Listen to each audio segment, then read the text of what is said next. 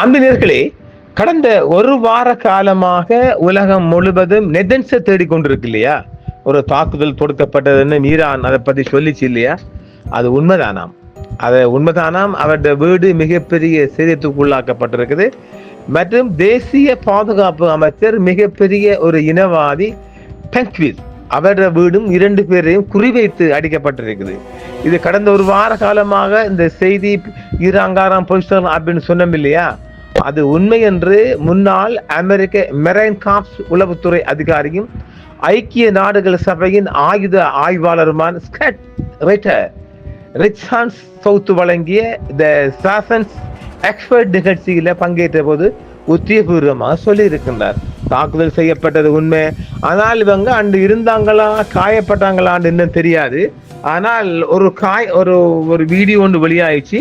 அதுக்கு அவர் அதாவது நெதன்ஸ் காயப்பட்டதாக இவர் நேஷனல் பாதுகாப்பு அமைச்சர் பென்க்விர் வீடு அது சரியா தெரியல. இப்பொழுது அந்த செய்தி உலக பரப்பில் கசிந்து வருகின்றது. ஈரான் நெதன்யாகு மற்றும் பென்க்விர் வீடுகள் மீது குண்டு வீசி தாக்கி இருக்கின்றது. ஈரான் இஸ்ரேல் போர் ஆபத்தான தகவல் போர் கட்டத்தில் நுழைவதால் இஸ்ரேலிய தலைமையை உலுக்கியதாக வைரல் ஏவுகணை தாக்குதல் குறித்தான செய்திகள் தற்பொழுது நேற்று முதல் கசிந்து வருகின்றது.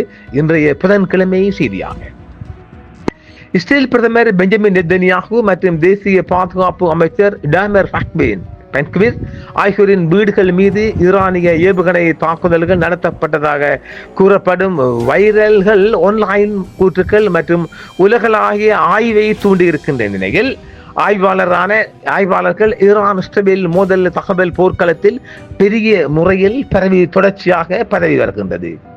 இஸ்ரேலிய பிரதமர் பெஞ்சமின் நெதன்யாகு மற்றும் தேசிய பாதுகாப்பு அமைச்சர் இடாமர் பென்க்விர் ஆகியோரின் தனியார் வீடுகளை ஈரானிய ஏவுகணை தாக்குதல்கள் குறிவைத்ததாக கூறப்படும் சரிபார்க்கப்பட்ட கூற்றுக்களின் அலை உலகளாவிய தகவல் அதிர்ச்சி அலையை தூண்டி இருக்கின்றது. அதிகரித்து வரும் ஈரான் இஸ்ரேல் மோதலில் போர் மூடுபனி எவ்வாறு சரிபார்க்கப்படாத கதைகளை உலகளாவிய பாதுகாப்பு மற்றும் புவிசார் அரசியல்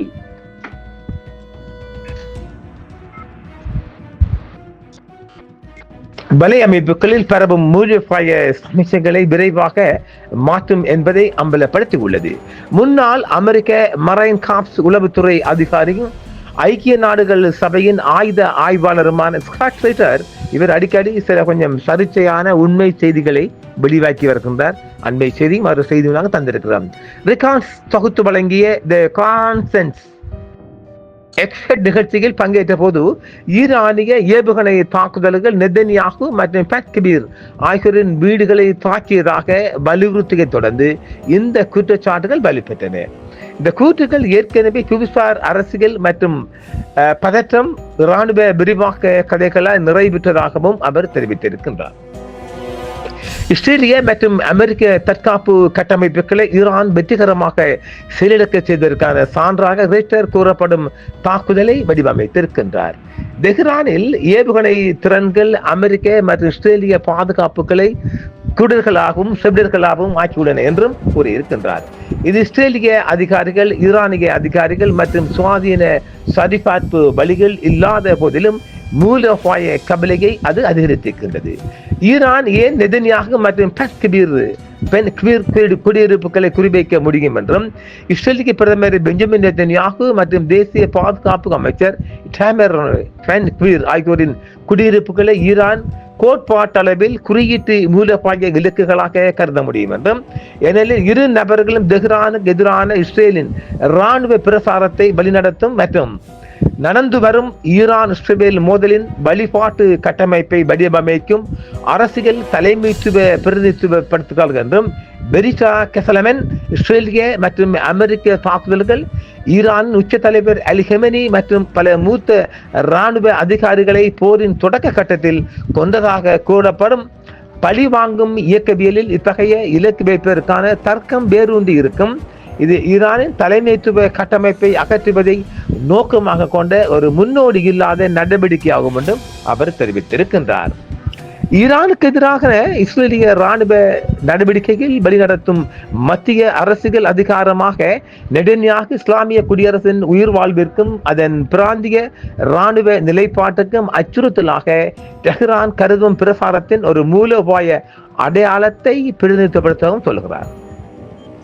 இஸ்ரேலின் தேசிய பாதுகாப்பு அமைச்சராகவும் கடுமையான பாதுகாப்பு கொள்கையின் முக்கிய வக்கீலாகவும் பணியாற்றும் பென் கிபீர் இஸ்ரேலின் போர்க்கால உள் மற்றும் செயல்பாட்டு பதிலை வடிவமைப்பதற்கு பொறுப்பான உள்நாட்டு பாதுகாப்பு எந்திரத்தை உள்ளடக்கியுள்ளார். இராணுவ மூலோபாய கண்ணோட்டத்தில் இந்த தலைவர்களின் வீடுகளை குறிவைப்பது, ஈரானின் ஏவுகணை படைகள் இஸ்ரேலின் பாதுகாப்பு கட்டமைப்புக்குள் ஊடுருவி இராணுவ விரிவாக்கத்திற்கு பொறுப்பான முடிவெடுப்பவர்களை அச்சுறுத்தக்கூடும் என்பதை நிரூபிக்க வடிவமைக்கப்பட்ட ஒரு உலகளாவிய மற்றும் அரசியல் சமிக்ஞை நடவடிக்கையாக செயல்படும்.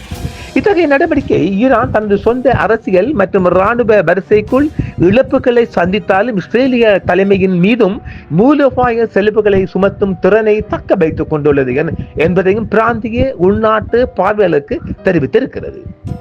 இருப்பினும் அரசியல் தலைவர்களின் வீடுகளை தாக்குவது வழக்கமான இராணுவ இலக்குகளுக்கு அப்பால் ஒரு விகத்தகு விரிவாக்கத்தை குறிக்கும் என்றும், ஏனெனில் இது மோதலை நேரடி தலைமை இலக்கு மற்றும் சாத்தியமான தலையை துண்டிக்கும் உத்திகளை நோக்கி மாற்றும் என்றும் தெரிவித்திருக்கின்றார்.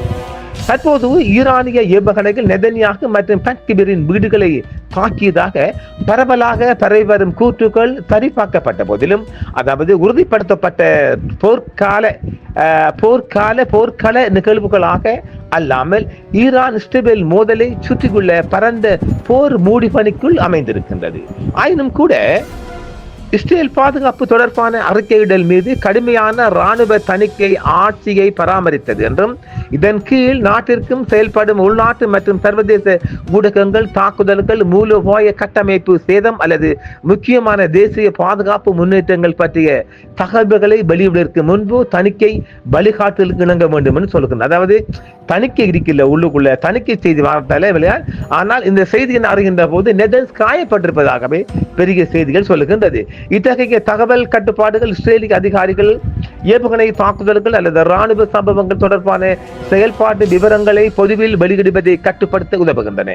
அவை பொதுமக்களின் மன உறுதி, அரசியல் ஸ்திரத்தன்மை அல்லது இஸ்ரேலின் பாதுகாப்பு கட்டமைப்பின் உணரப்பட்ட செயல்திறனை பாதிக்கக்கூடும். இந்த தணிக்கை அமைப்பு இஸ்ரேலிய பாதுகாப்பு அதிகாரிகளுக்கு முக்கியமான சம்பவங்கள் தொடர்பான ஊடக அறிக்கைகளை தாமதப்படுத்த, திருத்த அல்லது தடுக்க அதிகாரத்தை வழங்குகிறது.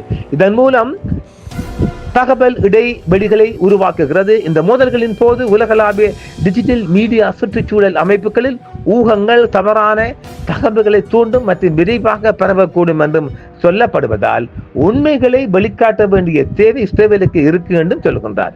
ஆக ட்ரெண்டு செய்தானும் காயப்பட்டிருக்கிறாங்க போல விளங்குது.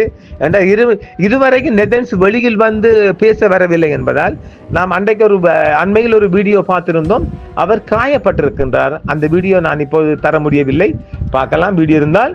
ஆனால் அவர் காயப்பட்டிருக்கிறார் என்றால் சொல்லப்படுகிறது. வெளியில் அவர் இன்னும் வரவில்லை என்பதாலும் இந்த தாக்குதல் ஒரு உண்மை நிலையை உணர்த்துவதாகவே சொல்லப்படுகிறது.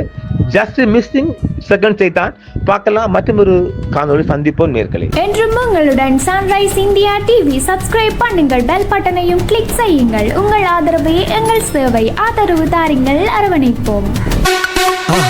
மறக்காம சர்ப்ரைஸ் பண்ணுங்க. தேங்க்யூ.